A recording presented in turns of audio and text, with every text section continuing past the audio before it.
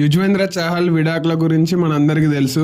అయితే ఈ విడాకుల వార్తలు వచ్చిన తర్వాత లేటెస్ట్ గా మనోడు ఓ హోటల్లో ఓ అమ్మాయితోటి కలిసి బయటకు వస్తూ దొరికిపోయిండు. అంటే దొరికిపోయిండు అని ఎందుకంటున్నంటే అమ్మాయితోటి కలిసి బయటకు వచ్చి నార్మల్గా వెళ్ళిపోతే ఏం సమస్య లేదు, అంతగానే ఎవరికేం అనిపించేది. కాకపోతే ఆమెతోటి కలిసి బయటకు వచ్చేటప్పుడు మీడియా ఉందని చూసి ఆమె సడన్గా వెనకకి వెళ్ళిపోవడు. మనోడు కూడా వెనక్కి వెళ్ళిపోదామని ట్రై చేసి ఏం చేయలేక ముందుకు వచ్చి మళ్ళీ చేతులు అడ్డు పెట్టుకుంటూ పోవడు.